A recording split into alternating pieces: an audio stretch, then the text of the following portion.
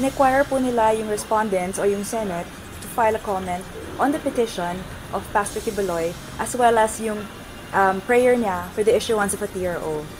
Ibig sabihin nito, hindi naman po dinenay ng Supreme Court yung TRO. 10 araw ang ibinigay ng Korte Suprema sa Senado para magkomentaryo sa inihaing petisyon ng kampo ni Kingdom of Jesus Christ leader Apollo Kibuloy. Humiling ng Temporary Restraining Order o TRO ang kampo ni Kibuloy sa Korte Suprema laban sa arrest order na inilabas ng Senado dahil sa patuloy nitong hindi pagsipot sa investigasyon ng Senado sa mga alegasyon ng pang-aabuso.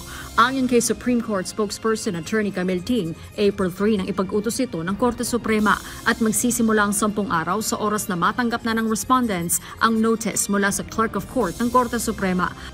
Ayon kay Senate Deputy Minority Leader Rizon Tiveros na nangunguna sa investigasyon sa Senado, handa siyang sagutin ang anumang utos ng Korte Suprema.